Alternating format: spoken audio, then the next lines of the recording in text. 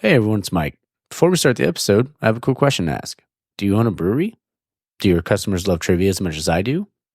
Well, then you better listen up, because Geeks Who Drink weekly trivia nights are the cornerstone of event programming for over 650 breweries and bars nationwide.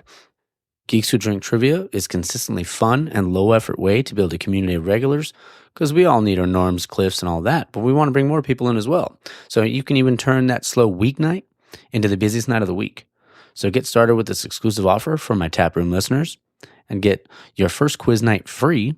Go to geekswhodrink.com/taproom and enter promo code taproom. That's geekswhodrink.com/taproom, promo code taproom. And now onto the episode.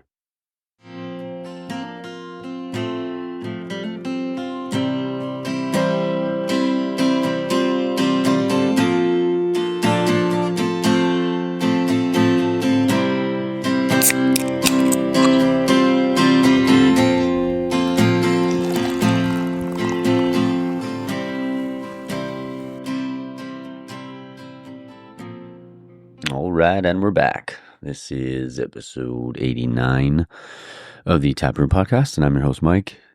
Sunday morning, 9:26. Don't know why I'm telling you guys the time, but yeah, this is episode 89. This is a Greg Jones episode, Craft Beer Republic podcast, and we had such a fun time talking, and like I said, it had been over a year since him and I had talked, so it was cool catching up, shooting the shit, talking about podcasting and everything that kind of goes along with it. And honestly, man, Greg and Flex, Flex couldn't be on the episode, but Greg's, they're both just such like really good dudes and love their beer, man. So we talked about the ins and outs of podcasting and what having a beer podcast for that matter, breweries that we like and all that sort of stuff. So it was a really good time. And we talked for about an hour 30 something. I don't remember the exact time, but it was a really fun conversation. And he actually made a joke. He's like, sorry we went so long. I was like, oh no, man, like I love doing that. And like, it just makes my job that much easier. And especially with, when it's with a buddy, that's always cool. So, all right, I had to redo that. All of a sudden I heard like a ding in my ear. I was like, what the fuck is going on? But yeah, no, like I said, just a really good dude and fun conversation. Let's see here. What do we got? Oh, yeah, t-shirts, I believe they might still be on sale when this comes out. I want to say it might end today. Don't quote me on that. But yeah, if you want to support the show, you can go ahead and do that. Subscribe and do all that, some stuff or whatever. You know what I mean? Any of that would help. Also, happy birthday to my cousin Shelby. She, she's always supports the show, and she's just a really, really funny person. And she's like my little sister. So I love you, Shelby. Happy birthday. Well, it was yesterday, but we had a good time. Yesterday was a busy day. So I had my friend who I've known since like the first grade, my friend Amanda. She got married. So congratulations. That was a fun time. Got to see my buddy Manny. Hadn't seen him forever. And then obviously Shelby's birthday. I went over, hung out with him after. I actually got Shelby for her birthday. I got her a bucket from Louis Liquor, but it wasn't even a bucket. It's like a pumpkin bucket. One of those, they call them the fuck it buckets. It was really cool. She was pretty trash when I got to her house. So there you go.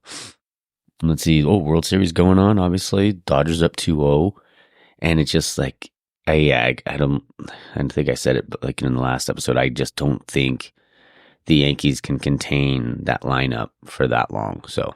I think their best shot would have been with Garrett Cole on Friday, and he pitched well, but, that's what happened. Freddie, the former Bravo, hit that salami. So, yeah, I don't think the Dodgers can, are going to lose this series. That'd be really tough. To win, 4 out of the next, 5, if it goes another 5 games, but we'll see. Yes, I had all that yesterday. Didn't get to watch a ton of college football. I caught like the tail end of the Colorado game and some of the Bama game. Bama looks strong yesterday against Mizzou. So, yeah, seems like everything's good there. Packers play in about 30 minutes. I'll probably watch a little bit of NFL, but then I'm going to make some breakfast and go hang out with Dario. So I'm excited to do that. We're going to go down to Stereo Brewing. We're going to go over the kind of recipe that we want to do for the beer we're going to brew. So I'm excited. I'm looking forward to see Dario. Feel like it's been a bit. Maybe Gaskins will be there. Who knows? That'd be fun. All right. I'll do the polls and questions after the episode. And I'll do so to mention some upcoming episodes because I am going to, the next like 2 weeks, I am going to be grinding. So yeah.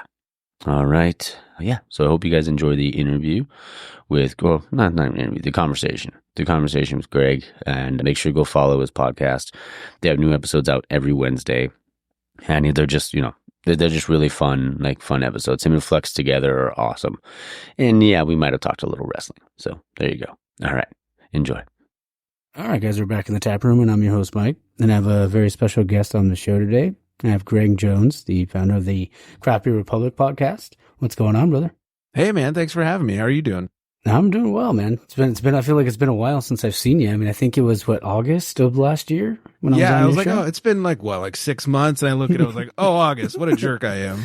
I was like, oh shit, yeah, it's been a year. No, you're good, brother. I mean, I'm just glad we got to hang out and have a beer and do all that sort of stuff and talk about Craft Beer Republic and everything like that. I do want to, because I know one of the co-hosts, Flex, isn't here, so we'll get into why he's not here later. I can't wait. Yeah. Well, let's start with the beer. What are you drinking today? Oh, in fact, that's a little ASMR for everybody. Yeah. And I ever order off of Tavor, as Flex likes to call it? No, I've heard nothing but great things, though. I haven't ordered in a long time, and somebody gave me a gift card. Man, this looks like straight up juice. So tonight, it looks like OJ for sure. Yeah, man, I feel like this is gonna be healthy. Yeah, I am drinking Tiki Sour Scorpion from Corporate Ladder Brewing. Okay. They say it's gluten-free sour ale conditioned on orange, lemon, and almonds. 8.5%. Ooh, 8.5%. All right. Nice. English is going to be fantastic here in a second. There you go. And on our show, we always look up what it gets on Untappd. This has a 4.26 out of 1,600 ratings. That's pretty good. Damn, that's really good. Because Untappd is notoriously rough. Oh yeah, I mean, those I talk about that sometimes with the brewers. It's like they're like, oh, I'm not really a stout person. 1 star. Oh, I know. Or my favorite is when it's good and they still give it like a 2-star rating. It's like, hold on, you just said it was good. I thought you liked it. Yeah. Ooh, this tastes like a smoothie. This is healthy. In fact, I'm gonna go to my doctor tomorrow after drinking this. Yeah. This is like all orange and pineapple and love it. A little bit of lemon on the nose. There you go. It's a little thick for my liking. It's very heavily fruited, but the flavor is really good. I feel like I'm doing something good for my body with this thing, so that's always nice. Nothing wrong with that. Yeah. What are you drinking over there? So this one is from Encanto. I interviewed the importers and distributors for it. It's a honey ale that they had. It's actually pretty good. So they're from the Philippines. So it's like craft beer in the Philippines. And they brought it over. They started doing this, importing and distribution like 8 months ago. And I'm just like, it's just taken off running. That's pretty sweet. Yeah. And it's coming in at 5.1. This one, I like it because it is kind of like, there's some sweetness there, obviously, to the honey. But it's still like really like super refreshing. Nice. We're talking about Untappd. I did a collab a couple years ago with the brewery. Yeah. And people, of course I looked it up. How could I not? People were writing stuff like super grassy and it sound like super negative, and it's like 4.5 stars. Like, there you what? Go. And the other was like, the coffee flavor in this is fantastic and the mouthfeel is great and super easy to drink. 2 stars. Yeah. It's like, what's wrong with people? Yeah, I know. People are, I don't understand that part of it either, but it's like, that's why and I get it because it's good for the business. Like, like obviously it gets people to want to, go try new places and check in and do that sort of stuff. But the ones that they give the 1 stars and, 2 stars and something for styles that they don't like. That's where I'm like, oh, come on. Yeah. Hate stouts, 1 star, like you said. Yeah. Yeah. Thanks. Well, man, like I said, I'm glad that you got to be back on the show. Could you tell us about how, Craft Beer Republic? Oh, and so for the listeners know, you guys have new episodes every Wednesday. Yeah. How it all started for you, man? Man, first of all, I've been potting, is what the cool kids call it, potting, for over 10 years. Like, it's really embarrassing. Chicks dig it, let me tell you. Yeah. It's a good thing I'm married. We started off with a sports show, and that went on for 4 or 5 years, 300 plus episodes of that. Mm-hmm. The co-host, my main co-host on that show, decided to have kids and start a life somewhere. So it sort of fizzled. We had other co-hosts, but it just started to run its course. And I found that like more and more we were talking about beers. And at the time it was not great beers. Yeah. We always drank during the show.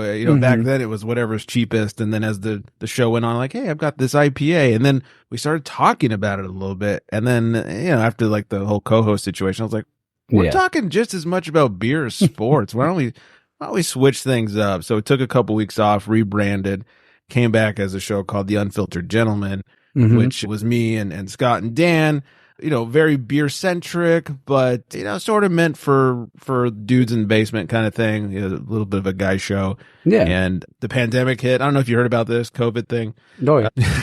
Pandemic hit. And I sent the guys home with a kit so we could record remotely like you and I are doing right now. And Scott had some things come up. Dan dumped a bottle of water on his computer. So the whole co-host situation changed. And then I had some female co-hosts and felt weird being the unfiltered gentleman as with female co-hosts all the time. And so rebranded once again, Craft Beer Republic, and really focused even more on the beer, I think, and made fun of the beer industry a little bit more as well. If you can't laugh at yourself, who can you laugh at? Of course. So yeah, it's been fun. Flex has been on board since the rebranding back in 2021, and we like to have a little rotating third person to spice things up every week. And yeah, it's been a blast. That's awesome. I mean, and it's cool. And Flex is hilarious too. I mean, both you guys together are hilarious. I mean, when I got to record with you guys last year, that was honestly super fun. And it was cool to me because, I mean, just getting to know you guys and then like knowing like, kind of your history. Cause I knew you guys were around for a long time. I didn't realize it'd been 10 years. So man, that's wild. Yeah, it's embarrassing. I mean, the Unfiltered, the start of the beer show, that was 2016. So that one has, I guess it's been 8 years. Jeez. The sports show started in 2012. Oh, because I lost my job. So why not, be a loser? Podcast. Yeah. Instead of making money, I'll spend money. It's great. There you go. Yeah, smart. Now, and how did you and Flex meet? Back pages of Craigslist. We were in a couple of engagement groups on Instagram for people who don't know what those are. Basically, you team up with a group of people, and every time, and similar interest, and every time you post something, you post it to this group also, and the group is supposed to go comment on it, and it's supposed to drive engagement basically. And it was something people really did in like 2018 for a few years, and sort of through the pandemic, and then it kind of showed to not really matter that much. But for a long time, like people, I mean, I'm sure people still are, but we're really hitting our, anyway. So he and I ended up in a couple of those engagement groups. And at one point I was like, hey, why don't you do a little guest spot on the show? And he did it once. I was like, hey, this guy's pretty funny with his Midwestern accent. We should have him on more often. Oh man, that's cool. I mean, especially like, I know him and I were kind of talking a little wrestling the last time too. So yeah, it's real easy for him and I to fall into like a wrestling talk. Yeah. We're both wrestling fans from forever. And our big thing on the show is whenever we get on a tangent, we always go, not a, whatever we're talking about, show. So at least once an episode, you're going to hear one of them go like, not a wrestling show. Yeah. But kind of wish it was sometimes. Oh, yeah. No, I mean, that's one of my favorite like things about it too, is like, especially like if I go to a brewery and accidentally like, I'm talking to a brewer, and actually happened this past weekend. I was out in Arizona. I'm in Phoenix talking to the guys at PHX, and the guy just happened to mention wrestling. I was like, are you a wrestling fan? And he's like, yeah, but like, he's like, cause it's always kind of like, you're like, oh, I mean, are you going to admit that you're a wrestling fan? Right. Or are you going to like, and he was just like full blown, wrestling nerd like I was. We were talking about it. So it's always kind of cool. It's like, I always joke when I say we could smell our own. Yeah, we tend to be able to pick them out of the crowd for some reason. I don't know what it is. Oh yeah. So you and Flex meet, and obviously Flex being one of the co-hosts. Where is Flex at today? Let me tell you. Yeah. Flex was going to be here, and then we realized he's on vacation this week with his family. Yeah. They like to go to Disney World, as what family wouldn't? Yeah. And a few years ago, Flex found a hotel. Yeah, I forget what it's called, but one of the Disney World hotels. And he started sending us pictures from around the property. And they have all these like towers and just structures. Mm-hmm. They're all very phallic shaped. And it became dubbed very quickly the Dick Hotel. Okay. And it was a joke for a while. Like Flex would say, "Hey, I'm going." So I'm like, "Oh, are you on the Dick Hotel?" You know, like, "Oh no, I'm going to Nashville," or whatever it was. Well, Flex has been back like 3 more times since. There you go. Clearly, Flex and his family love the Dick Hotel at Disney World. Couldn't even tell you what it's called. Maybe he could. I don't know. But yeah, so they're currently at the Dick Hotel. They're about to get hit by a hurricane. So it's That's like the crazy. ultimate Florida experience going on right now. I said you're one gator attack away from being Florida man. Oh man.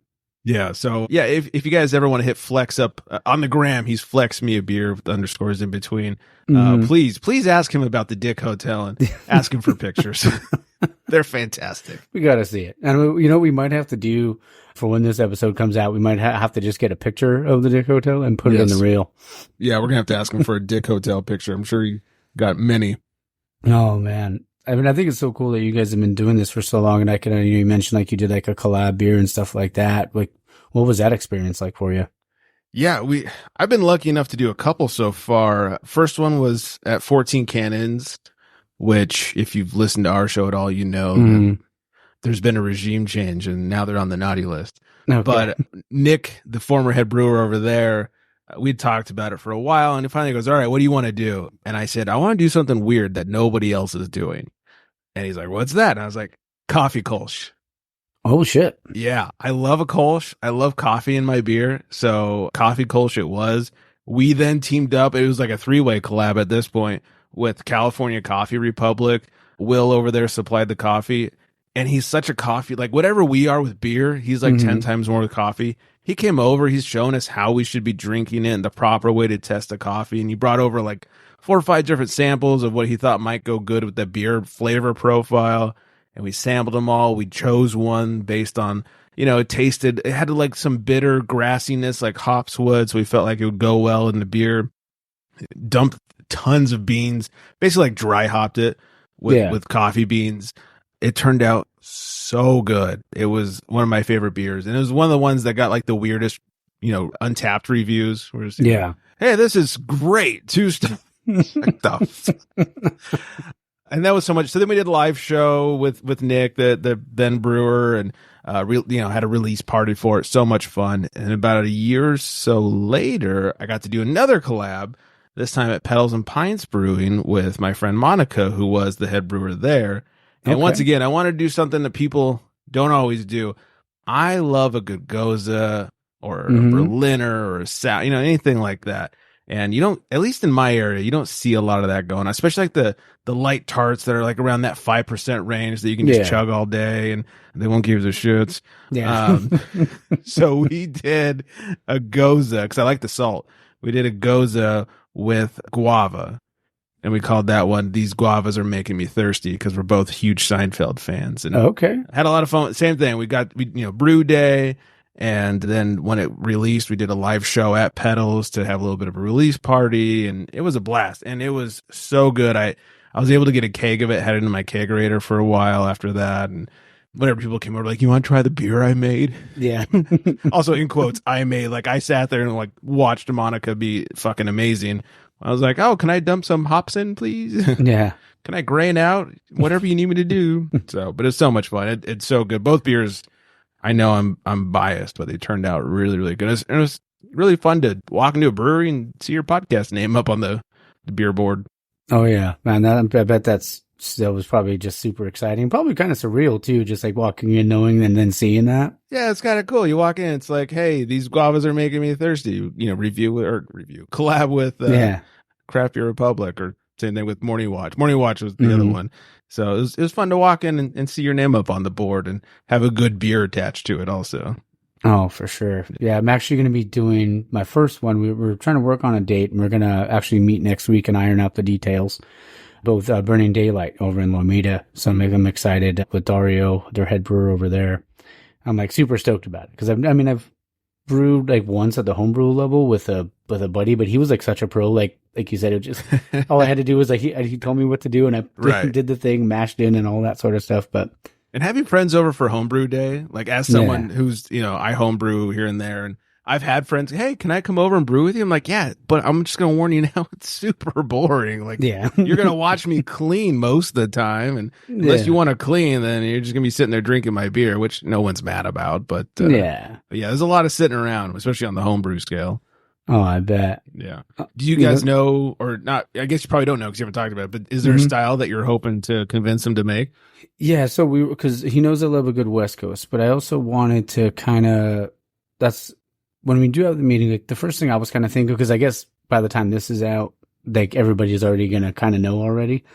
But I think I want to do like a West Coast kind of like lager, because I want something like really like hoppy and punchy, like, punchy in the face kind of hoppy in the beginning, and then, but still have like a lighter, crisp kind of finish where you can, crush a bunch of them, but you still don't lose like that kind of flavor, or like, I just want something that'll slap you in the face, but it still goes down easy. I love it. Like, I cannot get enough West Coast Pilsners right now. All I want is that clean, crushable, easy to drink 4.5%, 5%er with some nice hot flavor added to it. Like, that is just my jam right now, because no one's making a good pale ale, but for some reason, like, these West Coast Pils are coming out, so I'm all about it. Yeah, I was kind of surprised. So I was at what was it, LA Ale Works a couple weeks ago, talking with Rob over there, and he had an extra pale ale, and it had been a while since I had an extra pale ale. It's been a minute. Yeah, so I had one. I was like, oh man, I forgot how good these are when they're done right. When they're done right. Because I mean, like, I feel like also too, it's like sometimes it's just like throwing hops at it just to throw hops at it. I was like, the flavor profile has to be there. And I almost equate it to like, hot sauce. Like, you can make really good, like, Scorpion, like a pepper hot sauce, or like ghost pepper hot sauce. But if it's just all heat and no flavor, then what's the point? Right. Then you're just blowing out your beehole the next morning. Yeah, pretty much. Yeah. Yeah. Yeah. I mean, I love hot sauce, but I want it to add to it, not just to, burn my mouth up a little bit. Exactly. You want it to accentuate it a little bit. Yeah. Like good habanero hot sauce. Love that flavor. Good stuff. Friends try to give me the prank hot sauce because they know I can handle it. They want to see if I can cry. And I'm just like, this doesn't even taste like, who would want this? All this does is burn a little. Oh, yeah. Oh, it's funny. So a second ago, while we were talking about that, I saw a notification come up on my thing, Instagram, and it said, "Chew Your Beer Likes Your Story." The homie Chew Your Beer. Yes, I figured we could. I figured we were going to talk about Chew anyway, but I was going to bring him up later in the show. But since it came up, I was like, we might as well. I think that's how you and I connected, right? Was it through Chew? Yeah. Yeah, so Chew told me about your show. I mean, and then that's when I started following, and I started listening and stuff like that. And I think shortly thereafter, that's when I reached out. Yeah. And he was telling me about your show and all that stuff. Yeah. Chew, bringing the beer world together one podcast at a time. Chew's a funny guy. Did you get to try his collab at 818 a year and some change ago? Yeah. Fantastico? Oh, no, I didn't try that one, but he's like, he sent me a can from like 818, I think it was. I can't remember what other ones he sent me, but I think last year when we recorded together, he sent me a couple of cans from okay. different places in San Fernando. Yeah, they didn't can his. It was a small batch, but it was like a flan beer basically. It was good. It was thin. It's not like it's some chunky, stout or anything like that. It was really good. But like we did a live Chew was so funny. He's like, "Hey, do you want to do a live show and we'll like announce the release and have a party?" So it was me and Chew and Derek and Brian from 818 who had been on the show a couple times before. So we're all, nice. Friends and comfortable and whatnot. Chew might get mad at me for telling this story, but he got a little nervous beforehand. And so like in the shower before he came over, he started doing shower beers. And then before he left, he's told me he did a couple shots of whiskey. Yeah. And then he gets there and I'm like, "All right, Chew, you ready to do this?" He goes, "Yeah, just hold on a second." Like he goes, and I guess he had like 1 or 2 beers before we even started the show. And then we were going to do a flight on the show and have, the brewers talk about it and all that good stuff and end with his collab, of course, because that was the beer of the day.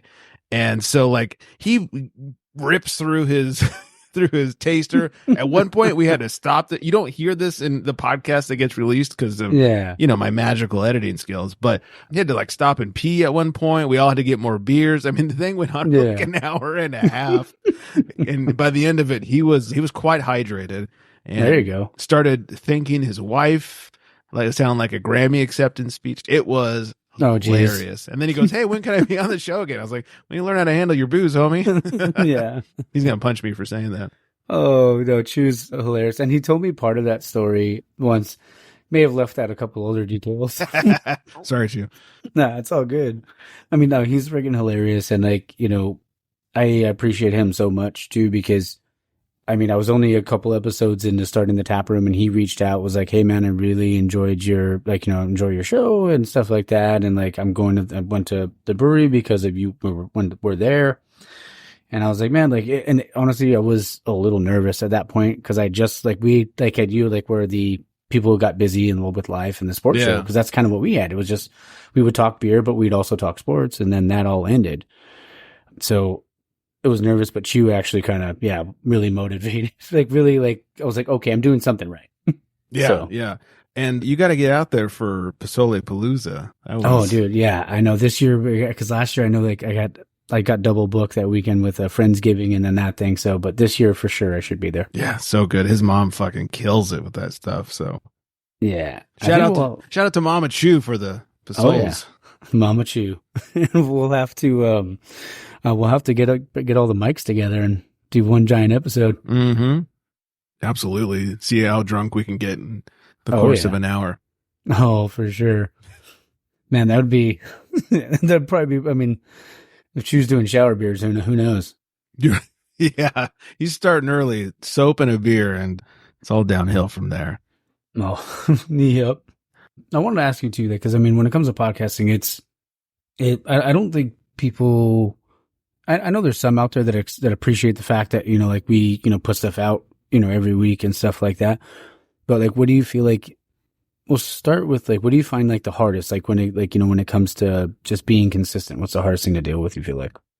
Yeah, I have had a few people say I appreciate that you guys always release episodes every week on time, blah blah blah. And I'm glad the two people that have told me that, or have because to me it's if you're gonna do it, do it. If you're not, then not. And so it's a big deal to me to in quotes be professional.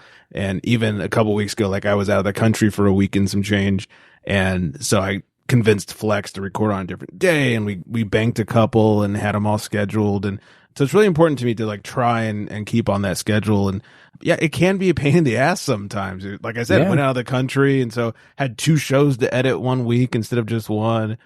But it's, to me, the recording is the easy part. That's the fun part. I put in, it's sad how much work I put into the pre-show. People are like, hey, you sound so conversational. You guys just have fun. I'm like, yeah, that's the point. I don't want you to hear me, reading things or looking for things. I try to have it all ready to go. And if something happens, of course I take it out because I don't want to look stupid. I'll just make Flex look stupid instead.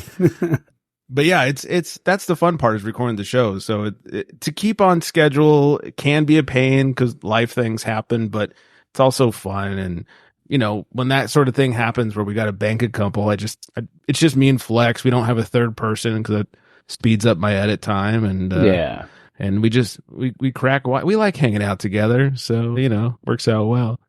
But you have a harder gig in some ways because every week you've got a different brewer or owner or industry person that you're interviewing. I just have to get Flex on the phone.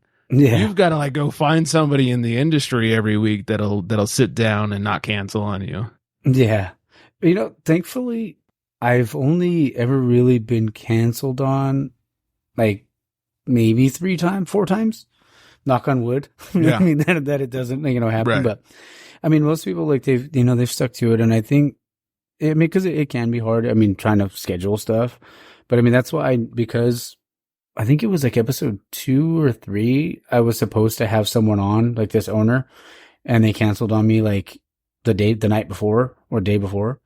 And I was like, oh shit. So I had to scramble to try to find someone. So that's why I told myself, you guys bank an episode. So this episode I think will be out in 3 weeks. Okay.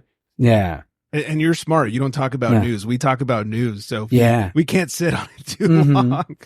And that's I'm so jealous. No, totally get it. And that's why I do that in the intro. So I'll talk about whatever's relevant on I'll do a maybe 10 to 15 minute intro to the episode, talk about, the person, and then do the, whatever's going on in the sports world or whatever. Maybe I'll have a beer on there. That's one of the things I stopped doing because I would record on a Sunday morning by myself, the intro, and I'd be like, oh, I need a beer to have. Of course you do. Yeah. So, but I told myself, I was like, I'm recording this at 8 a.m. I was like, I probably don't need one. They're going to hear me drinking beers during the show. So I would still do it every once in a while. But then I was like, maybe if it's a Saturday afternoon, I'm recording the intro because I'm busy all day Sunday. But do you find if you don't drink though, your voice sounds different? oh, dude, like I get that all the time when it comes to like just like how I sound differently. And it's weird though, because people told me I sound like, well, like my family, they're like, you sound different when you're on the thing. I was like, they're like, are you doing like a voice? I was like, no, like I don't think I sound different. But then I guess maybe just when it records, I sound different. I have no idea. Yeah, whenever I do intros for interviews, because like I'll do the interview kind of like we're doing here, and I'll go back and like you said, record an intro. Like, hey everybody, today I'm at whatever brewery. I'm talking to so and so, and blah blah blah. Usually I can't read a script because you'll hear me reading. I can't either. But I'll have bullet points just to like keep me on track, kind of thing.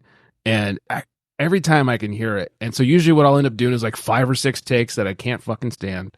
And then I'll close my notes and I'll go, let's see how much I remember. And then I knock it out and it sounds good or sounds decent. But yes, when I record those intros, whether I'm drinking or not drinking, I hate the way I sound. Where like in a regular podcast, not that I love the way I sound, but I don't mind the way I sound. It sounds a little more natural. Flex always loves to tell people when they're on the show for the first time before we start recording. He's like, hey, just so you know, Greg sounds the same in person as on the show. I'm like, thanks, bud. He's like, isn't that cool? I'm like, yeah, I guess. I don't know. Thanks, man. So. Yeah. You know what's weird though too? Because in the mornings, if I do record like on a Sunday morning before I release that episode that day or that afternoon, my voice is always like super raspy in the morning. Oh, it's voiceover voice. That's what I call it. Yeah. So my boss likes to have 9 a.m. meetings, and I'll wake up at like 8:30. Yeah, same. I'll jump on these meetings, and he'll be like, hey, how's it going? Yeah, I'm doing all right. How are you doing? You know, smoking over here. And he's like, oh, your voice is real deep right now. I'm like, well, I'm going to go record some voiceovers. Yeah. Sounds like Shawn Michaels in the mid-90s. That's right. Gonna stomp all over your face. Yeah. It's my really bad Shawn Michaels impression. Oh, it's all good. Oh man. But no, yeah, it's one of I feel like it can be tough. And I feel like social media can be too, because just trying to keep up with posts every week and stuff like that. That's what? It's my least favorite part. Oh yeah. And it's, you know, like I'm a visual guy. My day job is I work in TV production. I love taking photos, which is why I hate taking photos. Like I'm a little too much of a perfectionist. It's like, oh, this background doesn't really do much for the, you know, it's a rainbow themed beer, but there's no rainbow in the sky. It looks, even though it's a great pic, or at least I think it's a great picture, it's just not. So I end up either like not taking it or taking it and just sits on my phone forever. Or the last couple of months, I've been crazy busy with traveling for work, traveling for vacation. If you look at our feed right now, it's basically just a bunch of Wednesday episode announcements. There's no beer picture, which I'm always like, hey, check out the gram for beer pictures, you know, craft beer, blah, blah, blah. That's what I always say on the show. I'm like, I am lying to these people. There are no beer pictures right now. It's a couple of reels that are promoting the show and then nothing else. And I really need to get back into taking beer pictures. But that kind of goes back to what I was saying. Like, I'm drinking less at home too. So it's like, but yes, all that to say, you're good. That is my least favorite part right now is the socials.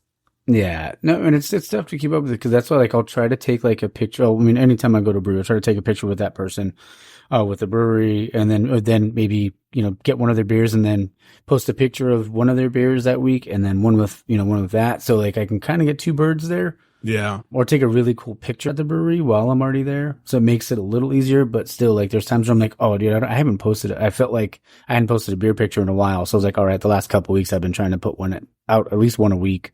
Yeah, I wish I had him to put. Yeah, nothing. My wife, by the way, I have ruined her.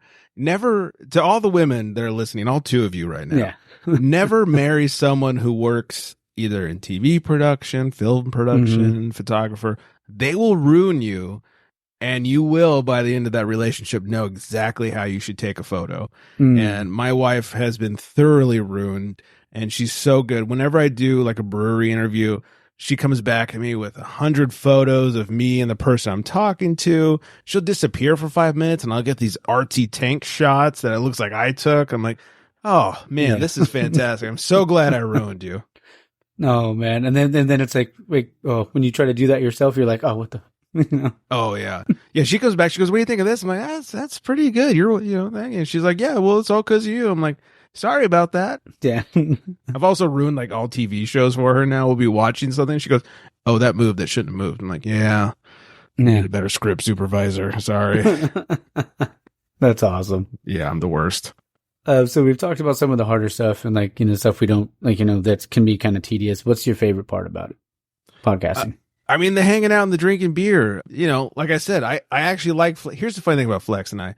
We've never met in person. We've only talked, the same platform you and I are using, Riverside, and we genuinely really like talking to each other. Like the last time we recorded right after I got back from vacation, I was dead. I had gotten back the day before after 25 hours of traveling and an 8-hour time difference. And he was dead because he had some kid things that he had to attend to. And he'd been up since, like 4 a.m. And he texted me that day and he goes, hey man, short shows tonight? I said, you got it, bud. And I was like, I'll keep these rundowns short. Well, let's do like 30-minute episodes and we'll get out of here. And we sign on and we start talking. He's asking me about my vacation. And I'm asking him about the kids and all this stuff. And all of a sudden, we're 20 minutes in. We're not even recording. And I was like, dude, we got to get you to bed. He's 2 hours ahead. You and I are on the West Coast. He's 2 hours ahead. So it's 7 o'clock here, 9 o'clock there. I was like, dude, we got to get you to bed. So he's like, no, it's fine. Yeah. It's always like, hey, let's speed this up. And then we hang out and we have a good time. So anyways, all that to say, really enjoy hanging out with Flex, drinking beer with Flex. I also really enjoy the industry side of it. I have some really good friends now that I've met because of the show and interviews and stuff like that are, either brewers or whatever they are in the industry. And I just met some really cool people, the real beer vixen on the gram. Oh, yeah. Vanessa. Good people. She was out here earlier in the summer. We got to meet up and hang out. And I mean, she'd been out in San Diego a couple years ago. We met the first time, but she came out, stayed, with us, not with us, but with a couple other friends because they have more room than we do. And we spent the weekend drinking with her and her husband, Erica, who is Neck Nosh on the gram. She's been down here. We've been up to her hood. We hang out. It's so fun meeting people even Chu met him through the gram basically because of the show and hanging out with Chu, eating his mom's pozole. That's the really cool part. I love hanging out with Flex and drinking beers. Love making friends in the industry. And I love that I've been able to make some beer friends thanks to the gram / the pod. It's really fun. No, and that's one of the things I love about it, like the most, is just hearing the stories, and like, and getting to meet people that you might not have, been able to meet, before, like, just like, hanging out with a brewer or like, and finding out, somebody, or an owner for that matter, mortgaging their house to open up their brewery, or accomplish their dreams. I feel like that's like one of the best parts about this industry. Yeah, I don't know if you've had the opportunity to, interview someone who then goes on to open their own space or anything, but like Brittany from Naughty Pine, she used to be the head brewer over at Integrin. Had her on the show at Integrin. She so badly did not want to be on the show. No. But John, who's their marketing guy, was like, you have to be on the show. Yeah. So it was me and Britt and John and Chris, one of the owners. And we had a great show, fun show afterwards. She comes up to me. She's like, this was so not as bad as I thought. And this and that. And we kind of became friends, and she gave me some of her old homebrew equipment. And then she opened up Naughty Pine, and now she's killing it with Naughty Pine. Her beer's fucking fantastic, and had her on the show again as Naughty Pine. And so it's cool to see that kind of stuff happen too. The evolution of the beer industry. Oh, for sure. And it's funny that you mentioned like, because there's some people that like, I find that's one of the harder things too. Like, thankfully, that's only ever happened a couple times where I've had someone that's just really closed off and not really wanting to talk, which can, make things difficult where you have like an hour and a half's worth of questions and it's done in 30 minutes. Right. Oh, you get to like 28 minutes and you see you have 2 questions left and you're like shitting yourself at that point. Oh, like, fuck. Oh, how do I extend this? Yeah. Let's have another beer. Yeah. Let's crack another one. I mean, that's one of the things. So I feel like if you can have a beer over it too, it makes it easier because then it kind of eases the tension. Absolutely. But yeah, I've had someone on the show where they were like, oh, I don't really know if I want to do this. And blah, blah. I was like, trust me, like I will make it as easy as possible for you. Yeah. I've had to convince people before. The thing I always tell them is like, it doesn't help me if you sound stupid. So I'm going to do my best to make you sound good. Yeah. Whether it's in the interview or in the edit or whatever, if I'm 800 times per answer, I'm going to cut them out. Like I'm here to make you look good because it makes me look good. Yeah. Oh, of course. And I mean, like, and I've seen that you've recorded it, Brett, like over at breweries too. And there was one that wasn't recently, but it was a few months back. I want to say maybe you were at a brewery and you recorded live. Was it a live one? Was it Red Engine? Do you remember? I think so. Yeah. Yeah. I mean, we were there. It wasn't a live show, but we were at the brewery. Yeah. That was a fun one. I like doing the live show. It's so funny. I am the most nervous public speaker in the world, but I really enjoy doing live shows with an audience at a brewery. I think the most recent live show we did was actually last year. That was at Fluid State, which is not a brewery, but it's in Ventura. If you guys are looking, it's part tap house, part restaurant. But Aaron, the owner or co-owner, him and his wife, Jen, Aaron doesn't just hit distributors up for beer. He will drive around the state to breweries, and he's got these partnerships. Like, he'll get stuff that Russian River is not given to anybody. And he's driving all the way up north in his little crappy van. That's awesome. And getting kegs like 2 at a time, 2 little kegs from Russia, driving them up. I mean, whatever he spends on these kegs, he's not making back. The guy's insane, but it shows in the product. I mean, the tap list he has is amazing. So if you ever need some really good food and some really great tap lists, go to Fluid State in Ventura if you're needing somewhere cool to hang out. I mean, it's insane.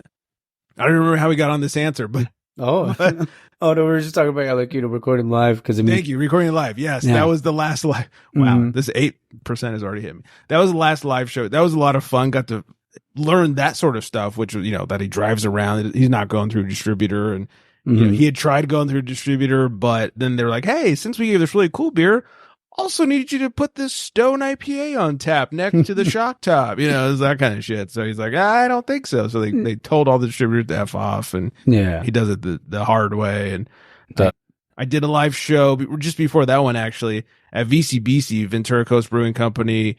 Philly is their head brewer. He had just taken over at that point. And I didn't say this on the show, and I don't know if I've said this on the podcast at all, but their beer before was not very good for the most part. And then Philly came in and I tried. I was like, oh my God, like this guy knows what he's doing. Well, it turns out, he had worked for Modern Times and all these other breweries. He had a good pedigree coming in, and he really turned things around. And he was so much fun to interview. And he had brought some family to the show. So his family is, messing with him from the audience. It was a good time. I like doing the live shows. It's even though I'm back to being scared shitless to speak in person, it's a lot of fun. Yeah, that's awesome though, man. I mean, I've had people ask me if I ever want to do it. Maybe down the road, I'd like to do something like that. But isn't it kind of crazy though? Because I'm sure, you've been doing it for so long. So I don't know. Do you still ever get nervous before? If you're going to a brewery or doing an interview like that, but when the mics turn on, does the switch flip for you? If it's just a straight interview, no live audience or anything, I'm so freaking prepared. Yeah. I've spent probably days coming up with the questions. I run all the questions by my wife. Are any of these stupid? I have a list of rapid fire questions that I ask everybody at the end of every episode, or every, brewer, whoever I interview at the end of every episode. And so from a question standpoint, I'm good. I'm not nervous. The only thing that makes me nervous in that situation is if they get super nervous or something weird happens. But other than that, I'm good. Now the live shows on the other hand. Yeah. That is a different story. I'm setting up all my gear. I'm good. I'm having a beer, plugging in speakers and microphones and all this stuff. So far, so good.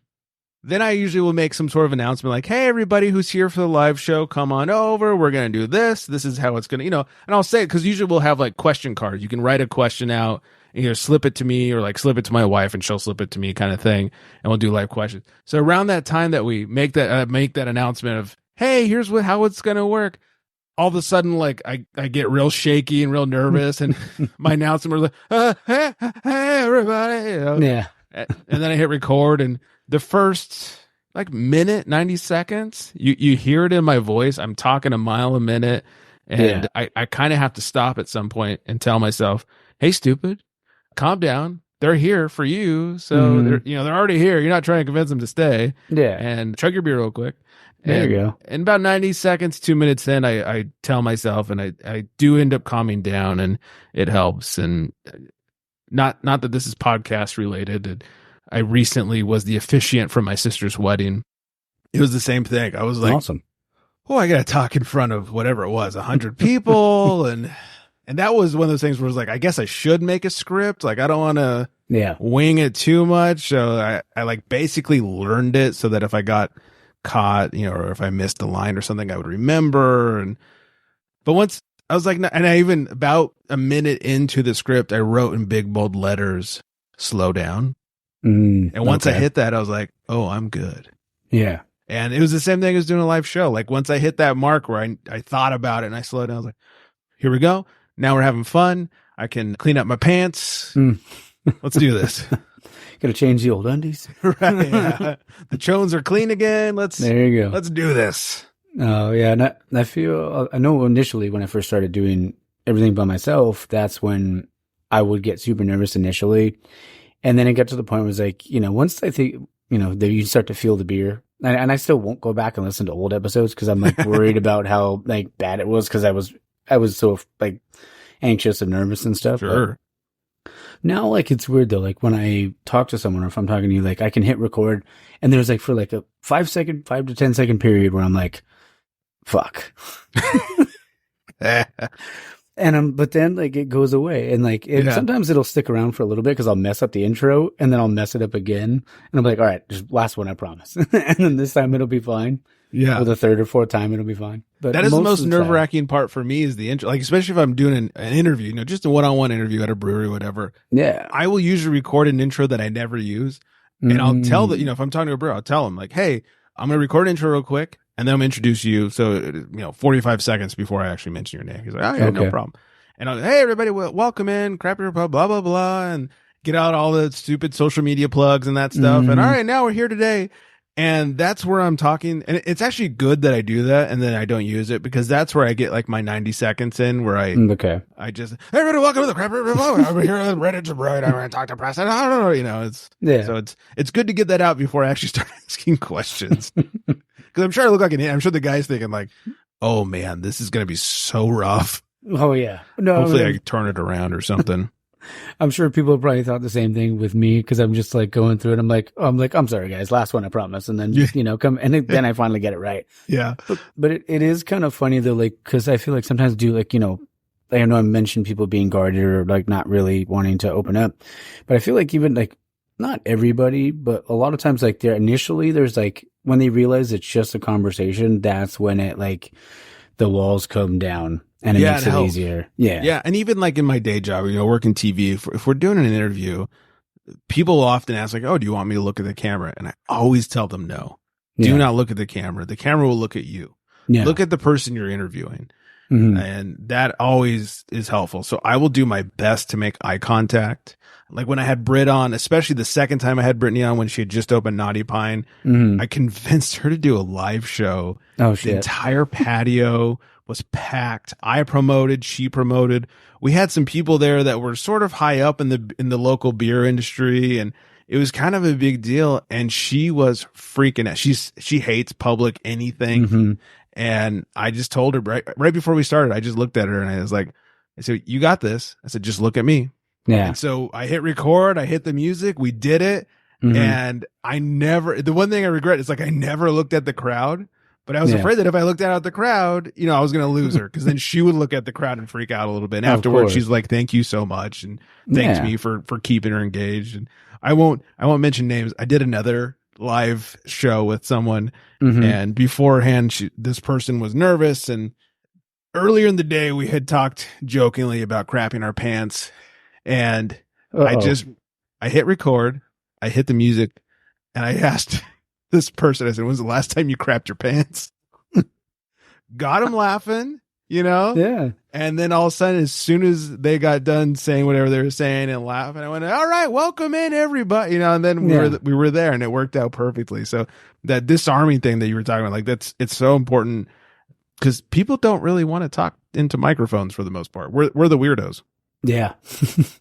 And I feel like, because even sometimes too, like where we've reached out to someone and they're like, oh, it doesn't really sound like my thing. I'm like, oh, totally understandable. Right. You ever change your mind? Because and I also feel like there's the sometimes breweries are just like, no, because I don't know if they think that we're just going over there to we're untapped and just going there to to shit on the brewery. I was like, I would never shit on somebody's livelihood. I'm just not, that's not who I am. I want to promote you guys, especially if it's something that I've already I've already had before. I've tried it, I loved it, and I want to go and and hear your story. That begs the question: have you ever done an interview that you were sorry you did because maybe you hadn't had their beer before the interview? No, I will tell you one off air. I'll tell you one off air that I've got two. Yeah, that I did an interview, and I was just like, man, especially because I was so hyped about it. I'm super stoked. This is going to be amazing. I love their beer. It seems great. It's going to be fantastic. And it was absolute. It was what, as they say, the drizzling shit. Yeah, Stone Cold right there. Yeah. Speaking of Stone Cold, I hope you don't mind if I crack another one. Is that United by Pure? It is. Bang. Yeah, I found this sitting in the back of the fridge. Dude, I love that one. It's so good. So easy to drink. Yeah, I had two happen. I won't mention the brewery names. People that have been listening long enough know. Yeah. One of them was a brand new brewery. They had not opened yet. They were not producing beer yet. But I was introduced to the owner / brewer, and he let me try way before the interview, some of his homebrew, and actually had me help him pick out like parts of his recipes. Like, hey, compare this beer to this beer and that kind of thing. And his homebrew was really good. Yeah. And then we did the interview from the brewery before they had opened, before they had beer to pour. And then they had their grand opening. Grand opening was a total shit show. And the beer, we're talking 5 years now, still bad. Wow. It's so like it's kind of the joke of the area, that specific brewery. Anybody who knows me, knows where I live, knows exactly what brewery I'm talking about.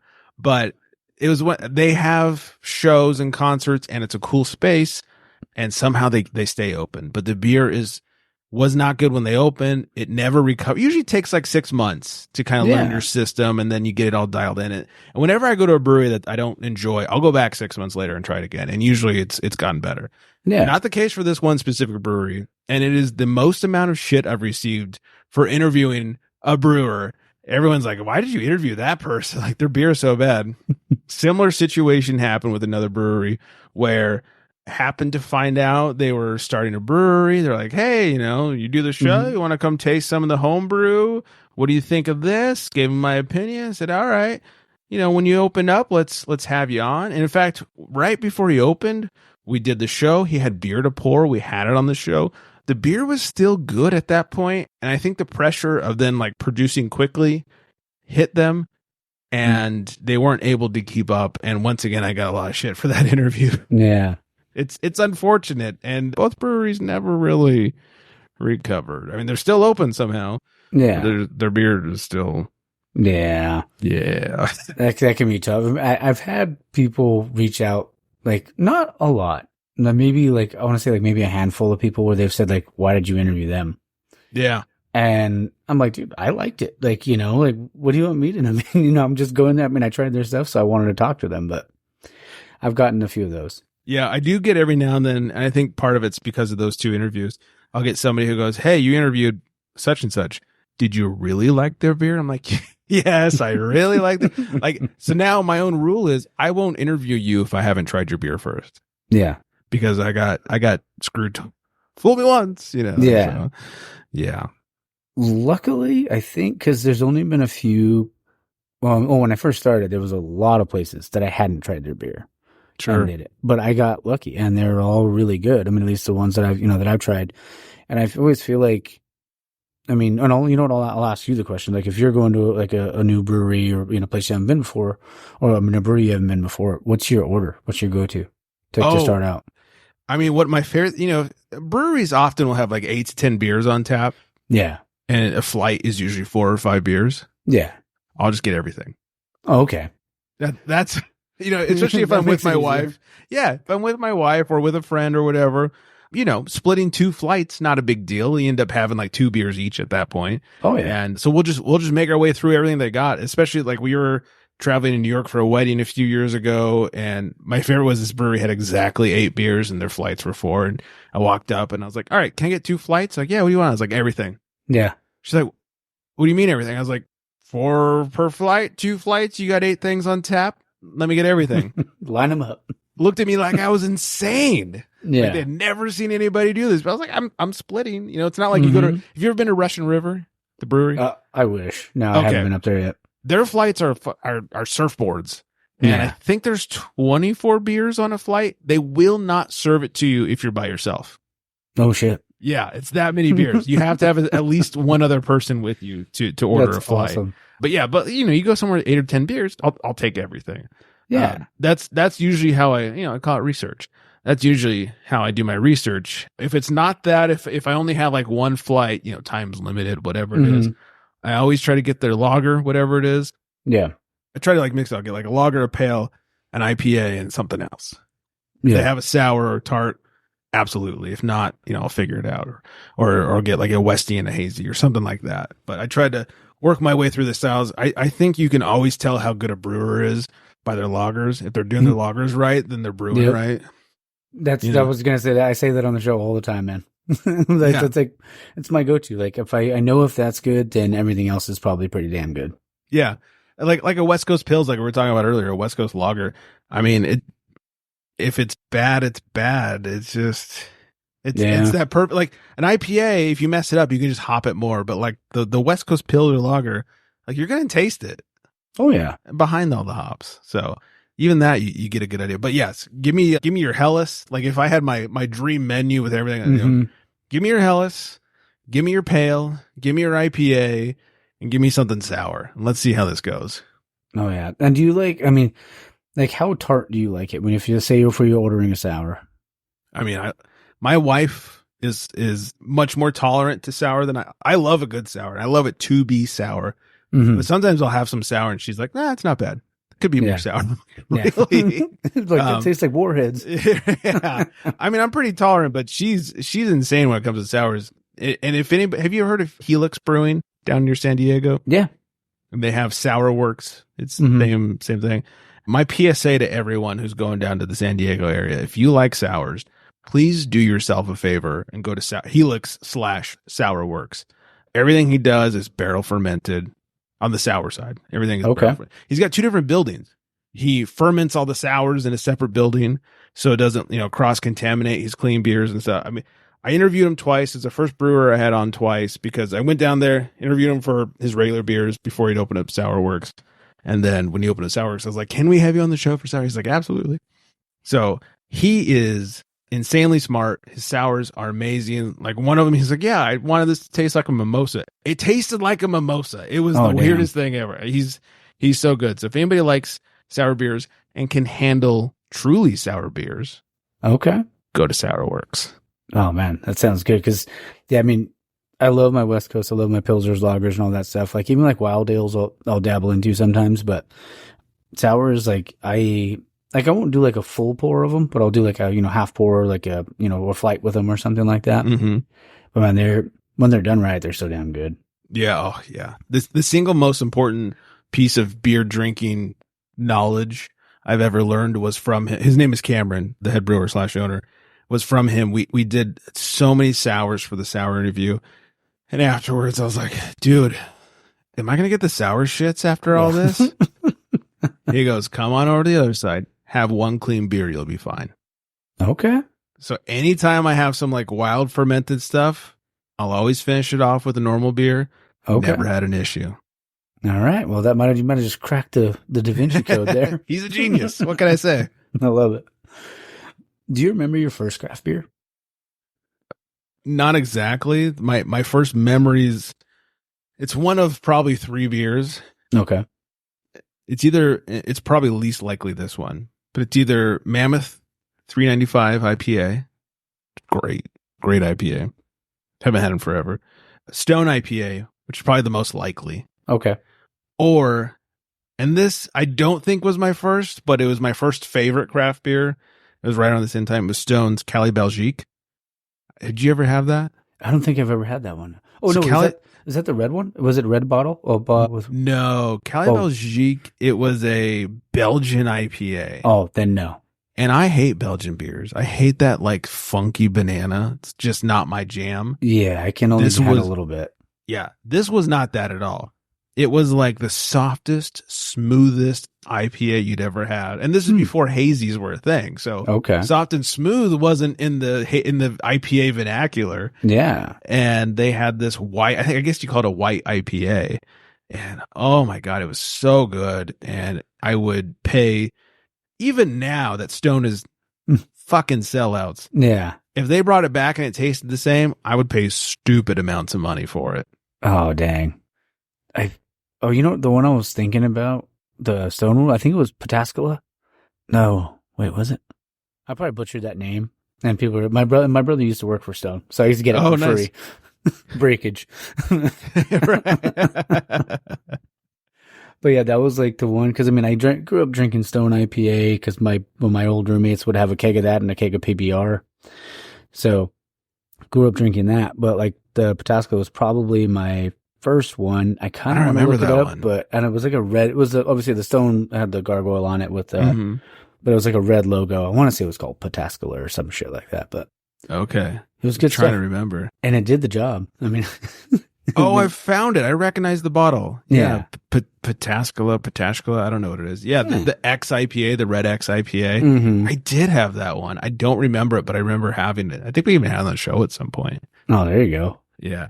Can I make fun of Stone for a second? Yeah, of course. Did you ever get on their like influencer list? No. All right. So like COVID, especially before they sold out, Stone was like really hard up for some free advertising. And they're hitting all kinds of gram people like, hey, can we send you free beer and you post about it? And they hit me up. I was like, can we send you free beer? You post about it, put it on your show, whatever, drink it on the show. And I thought, free beer. Here we go. So they sent a Stone IPA. Like, all right, who hasn't had one of these? But all right, we haven't had it on the show yet. So we'll have it on the show. And then they sent their Buena Vista seltzers, which were absolute trash. Yeah. And then they sent something decent, and they'd send like a decent one, and then every other shipment was a Stone IPA. And but this month it's our artist series where we have really cool cans. And it was like, hey Stone, if anybody in the craft beer world hasn't had a fucking Stone IPA at this point, they're not gonna like. It got bad, and then they sold out, and I was like, thank God we can scratch this for good reason. And they hit me up one more time after they sold out. Hey, we'd like to send you some beer. I was like, no, I'm good. Yeah, thanks though. I don't need that kind of Twitter feedback. No, man. I mean, never heard from that because I mean, I think we started Taps and Tickets when my brother started it, like November of 2020. So it's like, it was when things were kind of still pretty fucking wild, but yeah, I think they reached out to us like, mid lockdown, like May-ish of 2020. It was like, hey, we need some help.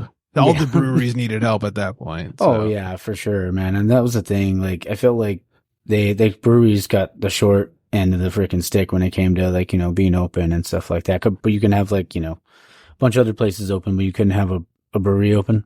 Right. I mean, look, we don't need to make this political. Oh, for sure. And all that stuff. But when the wineries can stay open for no apparent reason, but the breweries have to have a gourmet meal served with every beer you order, I mean, that's kind of bullshit. Yeah. I think we're considered not classy drunks, but the wineries are classy drunks or something like that. I guess so. Yeah. I was not a fan. No, yeah. Neither was I. You're talking about different breweries. What are some of your favorite, like either local breweries or just favorite breweries in SoCal? Let me get my scroll out. I know.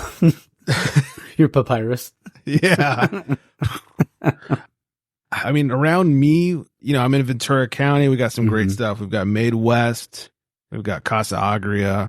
Oh, bangers. If anybody out there has not had Casa Agria, great stuff. You're missing out. First of all, Sour House. So they've got great sours. But they also have amazing hazy IPAs. And this comes from someone who did not like hazy IPAs for so long. Excuse me. Because the East Coast versions were a little chunky. Yeah. The West Coast figured out how to do it right. We're like, we'll take your haze and your juice, but we won't make it chunky. Yeah. Casa Agria for their hazies and their sours.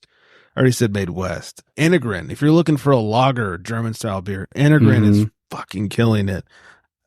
Naughty Pint, like I was talking earlier, Brit just, everything she does is so the way it should be. It's so good. Like, her pills, she cannot keep on tap. Everybody wants her pills. It is so good. We just go there. We'll bring food in. She doesn't have a restaurant. She often has food trucks, but not always. We'll bring some food in, and we'll just put down a couple pills with our food, and then we'll move on. My favorite thing she makes is her Czech dark lager. Oh, love Ooh. me a Czech dark lager. Not enough people are Nice. making that. Malibu Brewing. If you've heard, Okay. if you haven't been to Malibu Brewing, not only is their beer fantastic, but their food is phenomenal. It's a full-on restaurant. That's just near me. I mean, you want to venture outside of my area. I'm Yeah. sure I've missed like 2 breweries that are like, hey, what the fuck, man? Yeah. I love anything in San Diego. My bachelor party was walking down North Park to all the breweries Oh, it's great. and just getting absolute shittered. Absolutely sure. Fall Brewing back then, Epic was Mhm. still there. We did. It's so funny. Of all the breweries we went to, one of the guys I was with wanted to stop at Belching Beaver, and I was like, "Can we not go Yeah. drink some peanut butter stout?" Yeah. Like, no, we got to go into Bel. I was like, all right, fine. But yeah, North Park is always Mhm. putting out some great beer. Have you been to North Park recently? The Um, area, last- North Park Brewing is great too, but the area of North Park. Last time I was there was for my birthday in February. It's been Okay. It's been a minute. Did you go to shit? The name is escaping me. He came from Urban South. Used to be the head brewer there. Now he's got his own spot. Oh, are you talking about the guy? It's not Goal or Seek. Seek. Yeah, Yes, Seek. thank Yeah, you. yeah. There you Yeah, go. that's where Epic used to be. Seek. Oh my God, Banger so beer. good. Yeah. So North Park is killing it. So I got some favorites near me, or just go to fucking North Park and drink your way through North Park in San Oh, yeah. Diego. Topa Topa near me also. Okay. Fantastic beers, especially the more classic styles. Yeah, great Kolsch. Nobody has a Kolsch these days, and I love Oh, Kolsch. yeah. So you should probably just cut me off at this point because I No, will you're keep good. going and going. And I've got a list of breweries that I love when we go to Denver. We're in Colorado all the Yeah. time, and Asheville, and whenever I don't know, you probably do this too. When I travel, I make sure I stay near at least 1 or 2 breweries. Oh yeah, 100%. Yeah. We just got back from Portugal. Let me tell you, the beer, not great. Okay. Oh, I saw your post from last week's episode. Yeah. There was one place, and I'm going to butcher the name. It was Cervejeria, because they got the j on everything. Oh yeah. Cervejeria, something Baisha, like Corina Baisha or something like that. I talked about it on the show on episode 428, I think it was. Anyways, best beer I had the entire time. They had a great hazy, a really good sour. If you happen to be in Lisbon, that's where you should go. Other than that, like the beer was pretty mediocre at best. Sorry, Portugal. I can't wait to come back, but I'll be drinking more wine when I come. No, there you go. Yeah. So what about you? What are you going to when you're needing some beers? Man, there's honestly a time like I go to Noble out here quite a bit. I mean, I know a lot of the guys there, so and they always treated me like family. So I would go there, Green Cheek. Green Cheek. I'm in OC for work a lot. Green Cheek. Oh, dude, yeah, so good. I go to everywhere. Same thing. Even like man, there's like I just did like a little mini Brewers Roundtable. Oh, not a mini one, but like a Brewers Roundtable over in Whittier with the owner there. It was owner, head brewer, but then like at La Bodega, which is a cool like little brunch spot, but really good beer. They actually just made a New Zealand West Coast Pilsner that's going to be on tap next week. So I was like, all right, Love it. Take my money. Here we go. Yeah, I'm in. Pre-order. Oh yeah. But man, there's so many, like even Burning Daylight, Bearded Tang, Tustin Brewery. I mean, but Danny over there. Haven't had Tustin yet. Oh man. And you know what's crazy? They're like 28 years old. Yeah. It's like Makes my old ass feel even older. Dude, they've been around forever. Yeah. I mean, there's so many, and I'm sure I'm Rad. I really like Rad. Radiant's pretty damn good too. Oh, love Radiant. Yeah, good stuff. I just need more parking. I had Radiant on the show before they opened. They were the one brewery that I broke my rule with. Yeah. Because it was mid-lockdown. It was like October of 2020 or whatever. Not lockdown, but everything was still pretty shut down. And they announced that they were opening. I was like, what? And I saw who was opening. The 3 people that had come from the brewery. Excuse me. I wanted to say Noble. I was like, it's not Noble. The brewery. And I was like, well, they have a pedigree. They're going to be good. So we got to talk. So I had all 3 of them on the show before I'd ever had their. And once they finally opened, went down, I was like, all right, I made a good decision having them on the show. I didn't get screwed that time. No, yeah, great stuff from there. And I was just thinking about it too, like Unsung. I love Unsung. It's a banger. I love Mike over there. I want to tell you a quick story. Yeah. Because we mentioned like Seek. So we were there when we were there for my birthday. So I got a little inebriated. Obviously, it was my birthday hydrated, weekend. yeah. Started at Old Town in the morning. Okay. Took some shots, had some beers. Oh, you took And- shots. Oh, Yeah. no. Because I think it was 2 shots. It might have been just 2. Because it's like a tradition we would go as kids. Oh, I mean, 21-year-old. Sure. Yeah. Yeah. Yeah. And we would get a shot. And not of a moment tequila. younger. Yeah, exactly. We'd have a shot or whatever. So that became our tradition, and we'd have a Pacifico. So we do that. We walk around Old Town, and then we start at the first brewery at 11 o'clock. Couldn't tell you which one we started at. Sounds like a good day. Yeah, it was a really good. It was a really good day. And then we get hit up like 2. I think we hit up like Bay City down there, which is really cool. Okay. It's like a rooftop kind of brewery.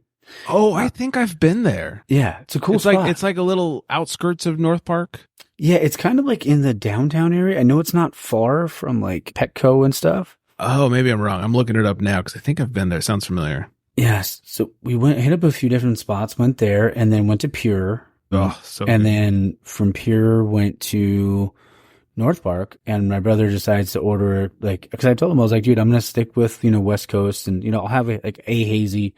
He orders me 2 hazies or 2 doubles from North Park. I was like, all right, I guess Starting I off got to, light. yeah, I guess. And then so I got to drink that one. And then he comes back with a triple. Mm.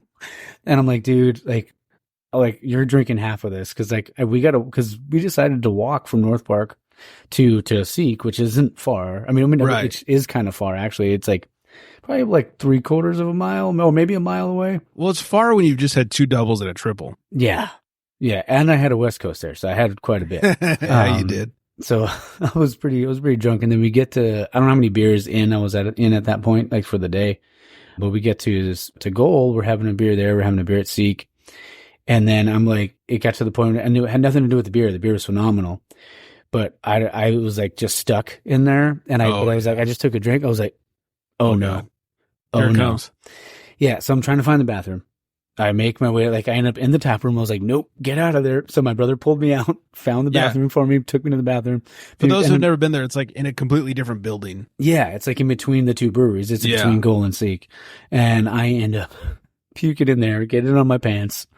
And then we get back to because we get back to the car because we hadn't checked in yet. So I'm thinking like, oh, I brought 2 pairs of pants. I know I did. I Nope. did not bring 2 pairs of pants. Oh, Yeah. it's rough. Yeah, it was a rough day, but then puked and rallied. I ordered 2 more beers at Seek, drank them, delicious, and then walked back to the car. That's the way to do it. This is starting to sound like a Stone Cold promo, by the way. Oh, had 1 good. beer. What? 2 beers. What? 3 beers. Margarita. Shot yeah. it. That's great. R.I.P. to Tiger Tiger. Tiger used to be right across the street from Seek and Yeah. Goal. Haven't been there since Goal opened. I need to go check out Goal. It's a cool spot. And they had the best poutine around. Go get, just nothing wrong with fries covered in shit. It's Yeah, so good. And cheese curds. I mean, what more does that need? When Maybe you're we can- hammered, so good. I miss Tiger, let me tell you. Oh man, that sounds. I love poutine to begin with. I mean, but it sounds delicious. So good. I'm trying to think of any other breweries that I can think. But it's kind of hard because there's so many. Yeah. No, I trust me, I get it. And before I forget, I looked it up. The Mhm. brewery that I was from Portugal, I was trying to give a shout out to earlier. Yeah. Here we go again. Cerveja Canil Baixa. It's Okay. Canil, new word, Baixa. If anybody's in Lisbon, it's the only good beer I had. So go shout out to them. They fucking killed it. And the whole time I was there twice, both times Foo Fighters playlist. So I was all about it. There you go. Nothing wrong with that. Can't go wrong with Foo Fighters. Exactly. I don't want to keep you too long because I know we're a little over an hour already. But Yeah, sorry about I'm long-winded. no, not at honestly, man. Like I'm always grateful for that because then it's like I don't have to, going back to the not getting anything. I mean, Right. I love that. I mean, and honestly, like it makes it so much easier. It makes my job easier. Well, I always 'Cause- tell people it's easier to take out than to add to. So Oh yeah, for sure. Yeah. And the only one of the things that I love to do, and people ask me like, "Oh, what's the editing like for you?" I was other than playing with levels and getting rid of Morgan's snoring ass, when I will later. which I can hear the entire. It's hilarious. Oh yeah, dude, she sounds like she's sawing logs back Yeah. there, dude. Yeah, she'll be edited out when this comes out. But I don't edit much, man. Like, unless I'll ask someone, like, hey, what do you want? If there's something you want me to take out, just tell me when, and I'll like, or just tell me when we're doing it while we're recording. I'll put a timestamp, go back to it, edit out what I need to, and that's about it. Yeah. Yeah. I used to be that way. I'm still mostly that way, but every now and then I'll fuck up real bad. I was like, all right. No, it happens. And it's not even that I like, look, I'm fully capable of sounding stupid and allowing people to laugh at it. But when it like, it breaks the flow and things come to like it's like, all right, I gotta cut that out. Otherwise people are gonna be like, what the hell's going on? Oh yeah. And what I'll do is I'll try to get rid of like little bits and pauses here and there. Yeah. Because there's times where it's like, you're trying to think of an answer, like, because that's stuff that I will edit. Because like we'll be thinking like, oh, I can't remember this thing, and then it'll come back like 30 seconds later while they're looking it up that I can edit out. So. Right. Yeah. Anything that keeps the conversation from flowing is what I like to take. Oh yeah, for sure. Yeah. Nerd One thing I would love to ask is desert island beers. So it's like you can choose one craft, one domestic. What would it be? Domestic is easy. I'm going Banquet. Okay. That's a ton of people's answer. I mean, I love Banquet too. It used to be mine, but it's Hams now. Oh, I mean, Hams is, I had never had Hams until I remember the day. Yeah. 2019, I was in Asheville for the wife's friend's wedding. And one thing I like to do when I'm traveling out of state is I'll hit up some breweries that I know are good, thanks to friends or whatever. Hey, can we do an interview? Well, I got to interview Upcountry Brewing, and the owner, John, is the former co-owner of Terrapin Brewing, like, innovator of craft beer back in the day.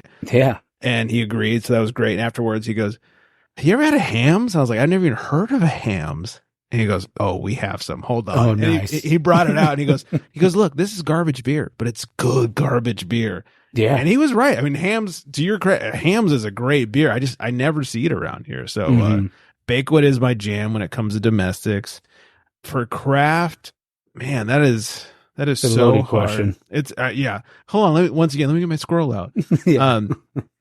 Style is easy. If I'm on a deserted island, I want a hazy pale ale. I don't want a hazy IPA. I don't want a pale ale. I want a hazy pale, because you can drink a hazy pale any day of the week, and especially when it's hot out. Mm-hmm. And it's easy to drink. It's delicious. It's tasty. It's not too heavy, not too bitter. To me, it's like one of the most perfect, well-rounded beers is a hazy pale. Yeah.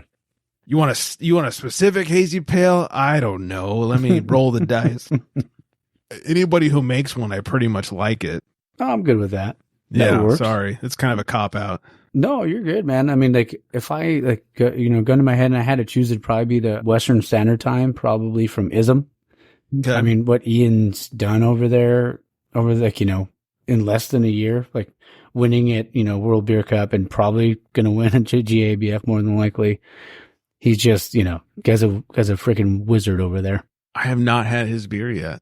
Really good stuff, man. All right. Everything he's put out that I've tried, and I got to interview him right before they opened, and risky, just a really nice guy. Yeah. But I mean, it was like, he had such a phenomenal reputation in the industry. Yeah. So I was like, I'm sure it's going to be amazing. And it was everything I wanted and more. It was great. All right. Well, now I gotta go check it out. Yeah, for sure. And they're in Long Beach. So because I know you're up in Ventura, so it can be kind of a little bit of ways away.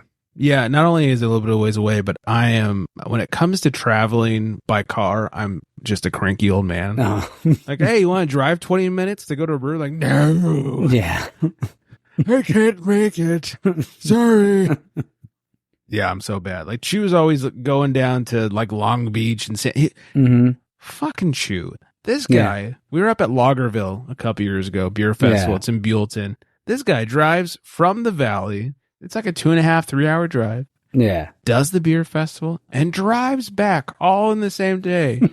We're up there. We're staying in a trailer, and we're living the life. And I'm like, what is wrong? He's like, oh, I just want to go back. I'm like, why? That is so much drive. I'm basically crying for him at that point. It was, that's not me.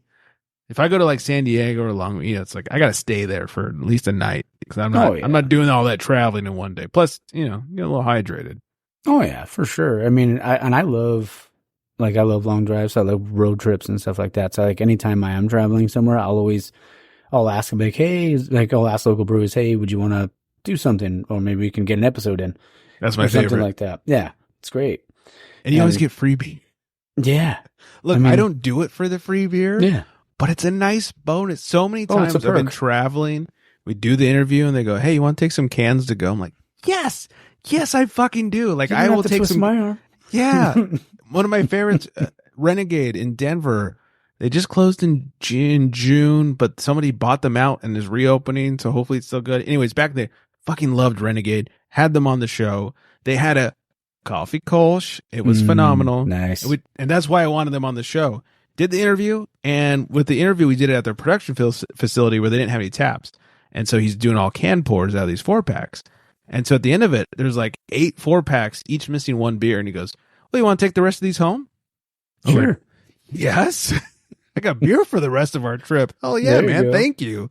So, look, I don't do it for the free beer, but it is a nice perk. Oh yeah, same. I mean, it's like I do it like because I've always wanted. I guess I do it for hearing the success stories and stuff like that, and if it motivates one person to try it, Right. then I've done my job. But yeah, I would be 1,000% lying if I didn't say that. That's the free beer is a huge perk. Yeah, it's certainly not a bad, especially when you're traveling too. It's like, Oh yeah, free beer for the rest of my trip. Don't Yeah. mind if I do. yeah. My uncle's like, yeah, you could store that beer at my house. Yeah, I bet. I wish I could be your. In fact, no, I shouldn't be your uncle. Yeah. I would just drink it all. But yeah, The good thing is he only drinks hazies. So that's one of the reasons why I can go. And I don't drink hazies as often. So I'll get like a couple 4-packs of that. And then I'll get like other, if they give it to me, or I'll buy some too, do that. Like, I know he won't touch my West Coast, and I know he won't touch my lagers. So is your uncle Flex? Yeah, I mean, it kind of seems that way. Just You know only what? drinking It's hazies. funny because he's kind of jacked. So- Oh my God, it is Flex. Yeah. Southern California Flex. Yeah. Just maybe there's a dick hotel out here that he's staying at. Well, Oh, you should text him. Hey, where are you at right now? Yeah.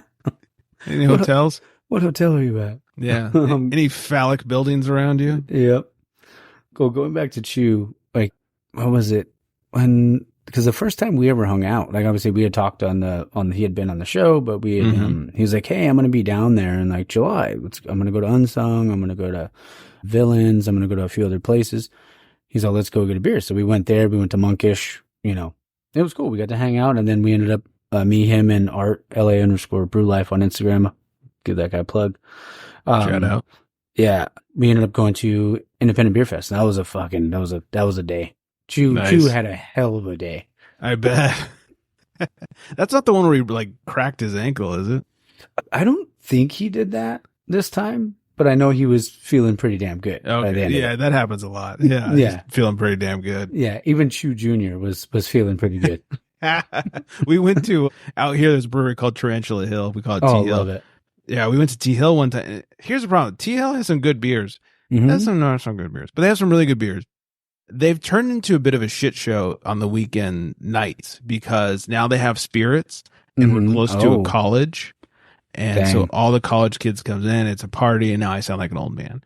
But one night, Chew Jr., little Chew, wanted to go and like check out the place. So they came in, they're like, "Hey, we're at T Hill coming over." So we went over, we met him, and so did Coley who's on the show from time to time, and hung out with them, and that was a blast, man. It was fun, except for the T Hill part where it was like, Yeah. they had some DJ spinning shit I'd never heard of. And Oh shit.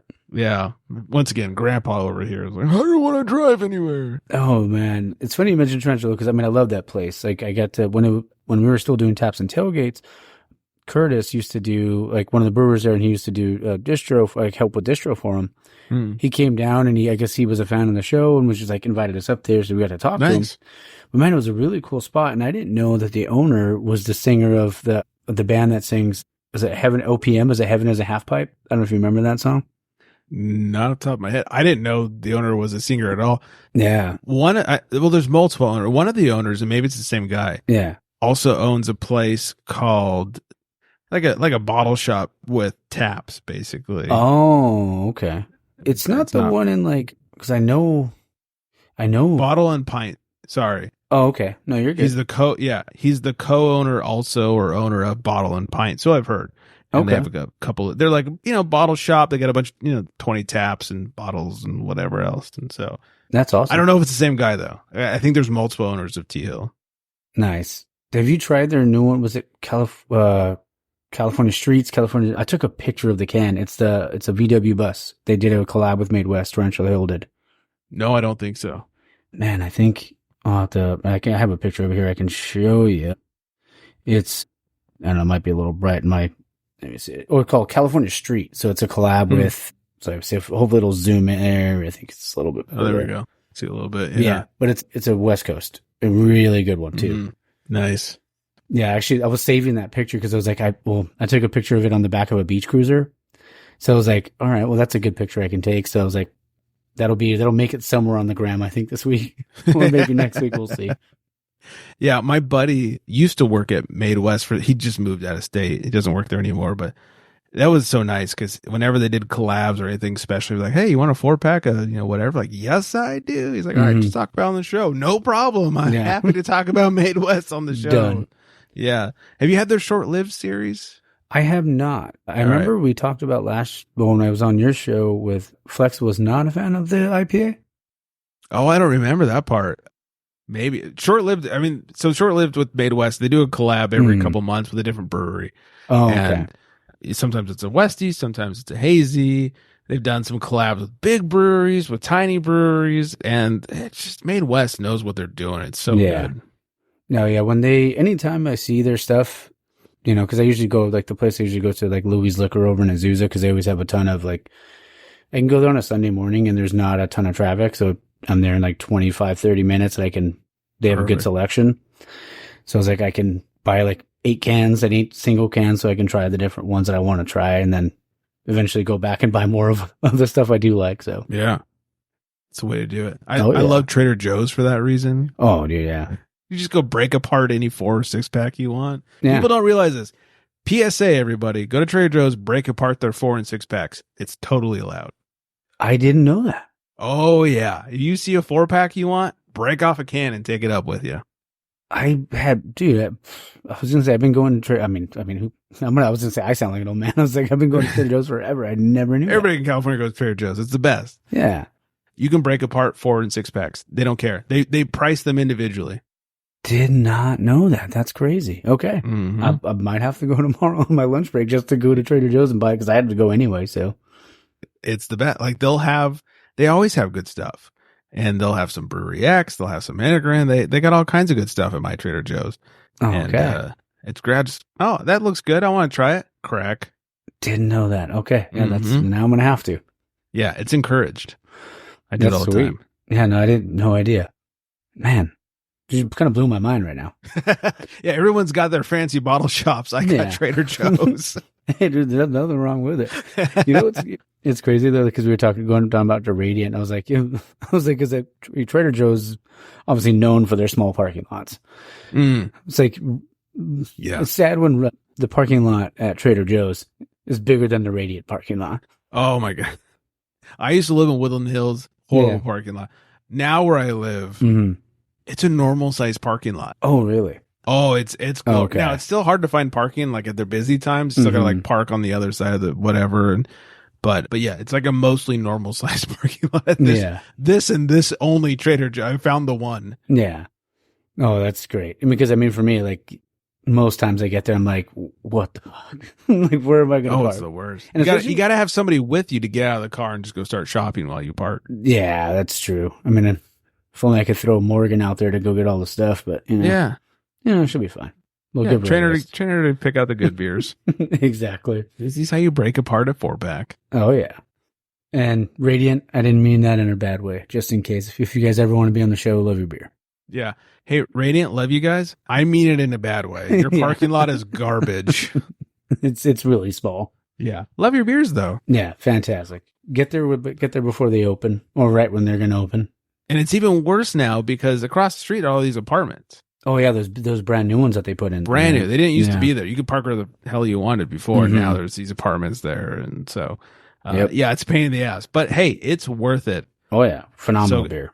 My favorite, real quick. I promise it's quick. My favorite Radiant story is my wife and I were at Radiant one time. We're drinking a couple beers, and somebody walks in and they say to the beer tender, they order their beers and, oh, what are you guys up to today? Oh, we're just doing a little like beer tour of the area, trying to hit up different breweries.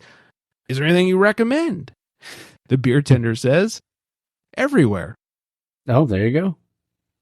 And the people were like, yeah, but is there like one or two that you think we should go to? Yeah. It's like, oh, I'm so sorry. Everywhere is the name of a brewery. You should definitely go to everywhere. They looked at her like, you just want us to go to everywhere? Like, what the hell is your problem? Yeah. So, go to every brewery in just go to Orange County. Yeah, we were cracking up the whole time. But Yeah. we were also drunk, so. Yeah, it happens. Everywhere's got some good stuff. When Chu came down that time, yeah, we went to Unsung. He went to Villains, and we went to Monkish. Then we went to everywhere.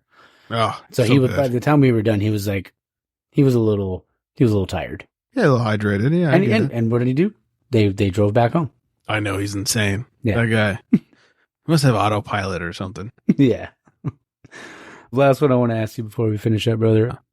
I mean, podcasting, like we've talked about how easy it is, and not easy it is, like how gratifying it is, and like but how hard it can be too. Like if you were going to give advice to someone that wanted to start their show, like what would you say? Don't. Yeah, don't do it.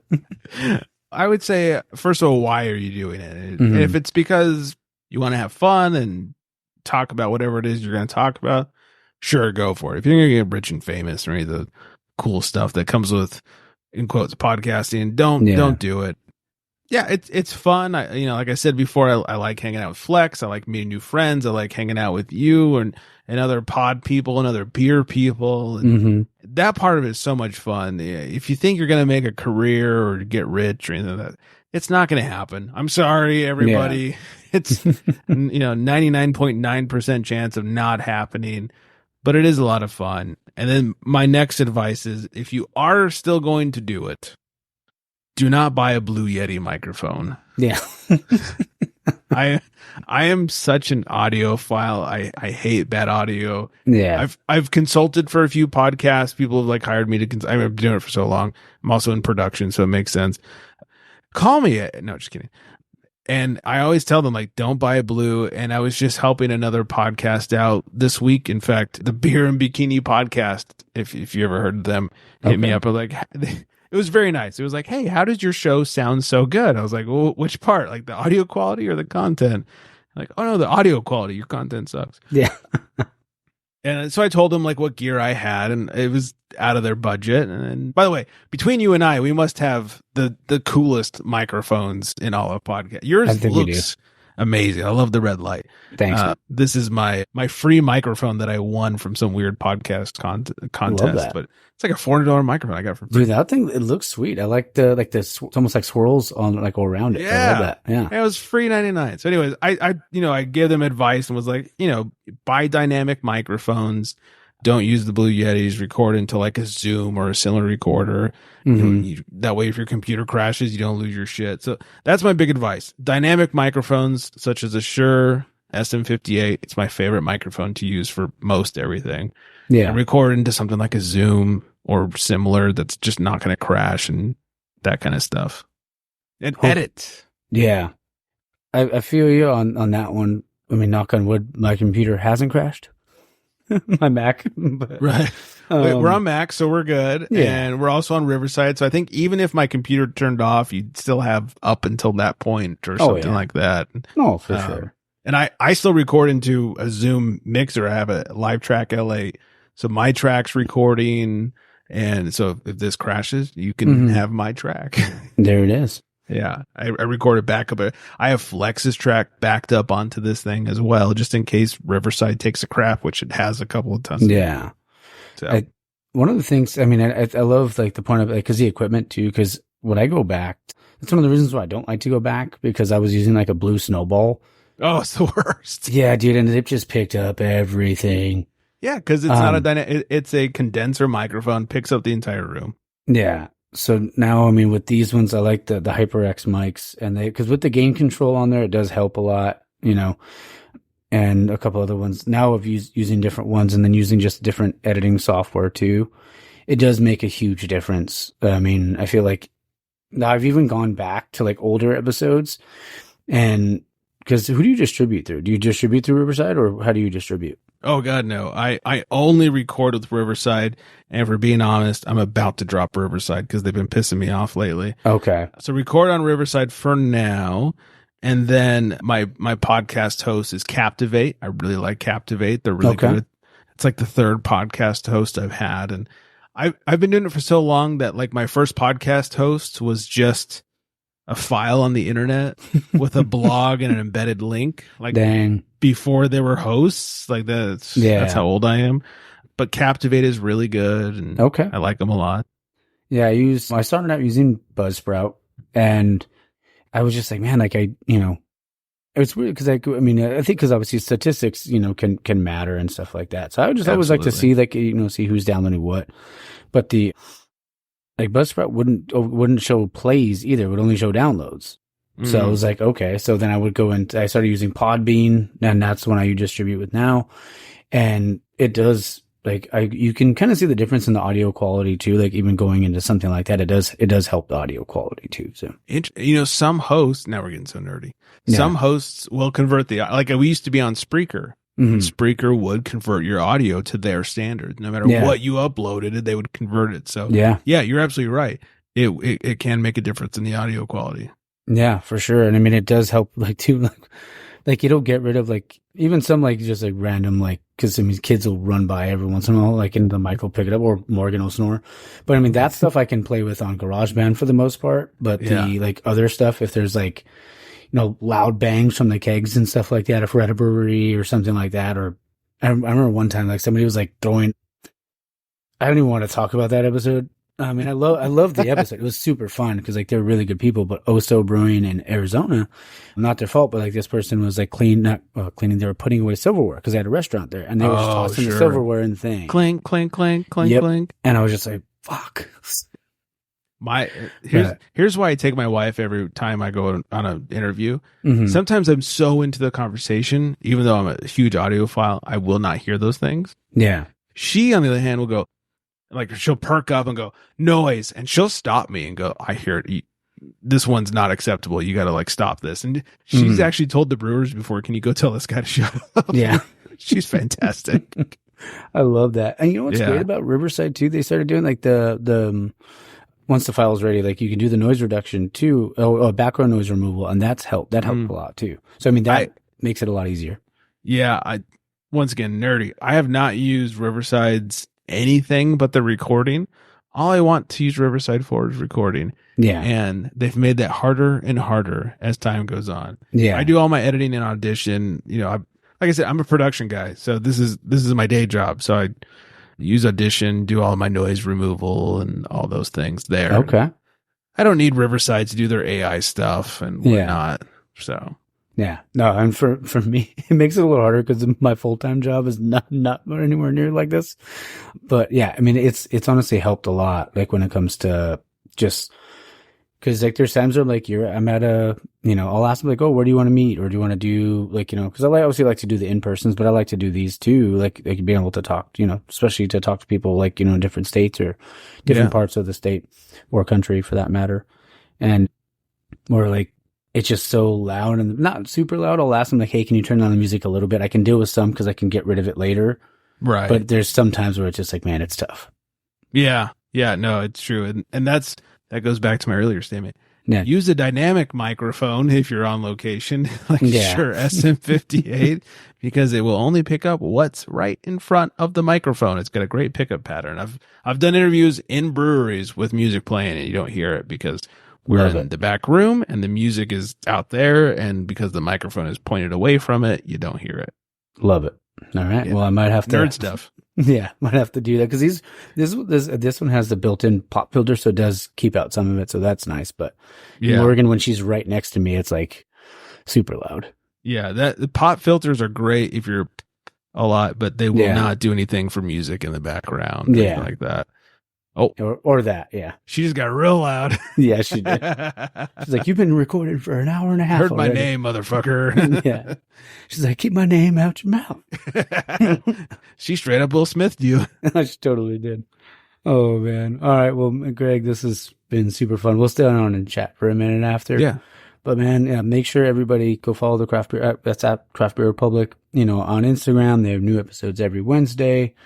Honestly, you guys are freaking hilarious together. I mean, I'm so grateful for you guys letting me be on your show. I mean, like I knew I had to have you guys on.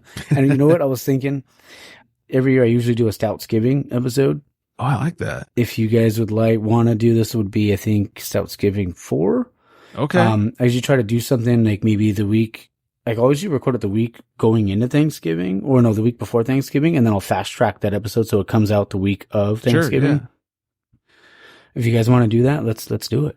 I'm down. If it involves shipping beer, Flex is immediately out. But no, we don't. No, we each just get our own stouts from the thing. Perfect. We'll talk about it. Then Flex is all about it. No one hates shipping beer more than Flex does. So yeah, no, that sounds amazing. That sounds like so much fun. I'm totally in. Yeah, we'll do that. Yeah, because I'm gonna do like almost. It's gonna be like 2-part episode because I'm gonna talk to my buddy Sean who lives in Chicago. So I'm gonna do like I was thinking about doing like 30 to 40 minutes with him, and then 30 to 40 minutes with you guys. And I think that would just make it one super episode. Super Stoutsgiving. That sounds like a blast. Or you want to get us all at the same time? We'll hang out with Sean. Let's shoot the shit. We don't care. Yeah, and what I like to do during the year is like I'll come up with like a quest where it's like you have to like last year was like the last turkey on Earth, and you had to get like characters from movies or video games or wrestling, and get your team together to find this turkey. Nice. And, but it was essentially like whose team would win, like out of the, the 3 people. So let's do it. Awesome. All right, brother. Well, thank you again for being on. Thanks for having me. Sorry, Flex was busy at the Dick Hotel, but yeah, hopefully I could fill the spot. Sometimes the Dick Hotel is what's more important. So, yeah. Sometimes it's just real fun and hard and you can't pass it up. Exactly. Sometimes you just gotta, damn it. I had something. Now it's gone. Sometimes you just gotta embrace the Dick Hotel. Exactly. Balls and all. Balls deep. All right. Thanks again, Greg. We'll stick around and chat. Thank you, sir. Cheers, Tap Man. All right, guys. I hope you guys enjoyed that. And like I said, it was a good time. Greg, good dude.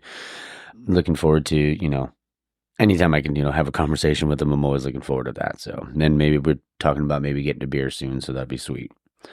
The polls for today's episode, the first one was porters, yay or nay. 89% of the vote said yay. So 11%, I don't know, bro. Just kidding. The bonus poll was which is your favorite slasher movie character? And so, the kicker was going to be that the 2 winners would be a part of next week's poll for Halloween. And you crazy kids out there, Jason and Freddie tied. Michael Myers was the leader with 36% of the vote. Ghostface only had 11% of the vote. So I didn't vote. So I'm going to be the tiebreaker on this, and I'm going to choose Jason. So sorry, whoever voted for Freddie. It's my show. I can do whatever I want. So yeah, we'll do a poll during the week. It'll be Jason versus Michael. Who you got in the showdown? Let's see. The questions this week were, I thought I had them ready, but you know me. Oh, the first one I put on there was, what was your AOL screen name?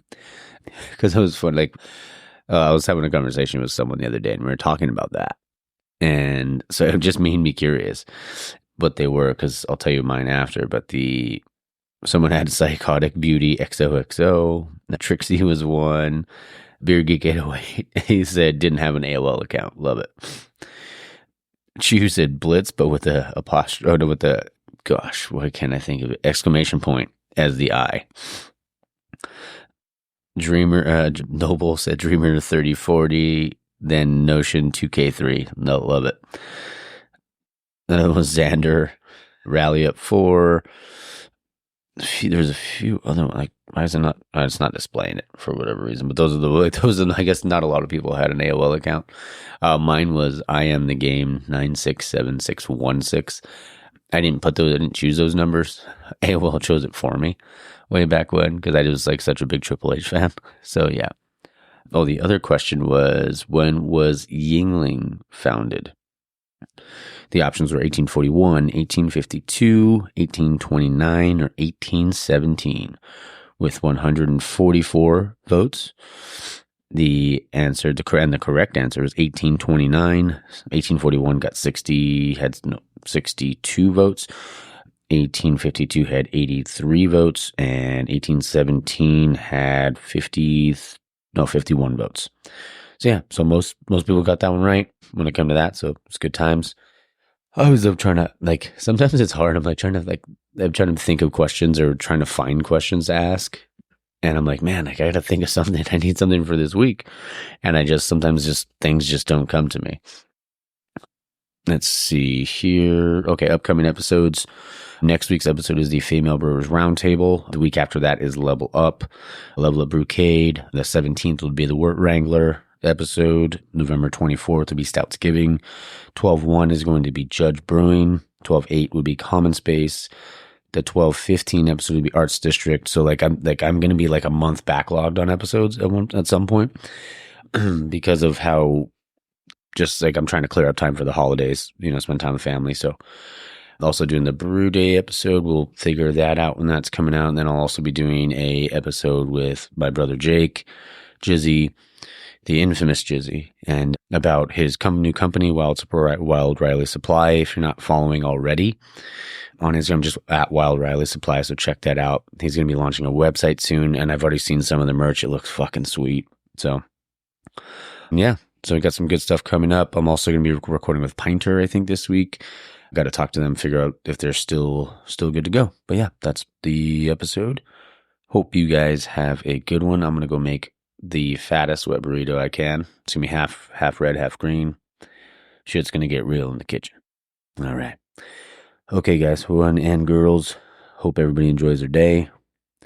Get out, support local, drink local, find your beer. Today, I'm going to be finding my beer at Stereo Brewing. So, all right. Cheers, Tap Fam. Have a great day.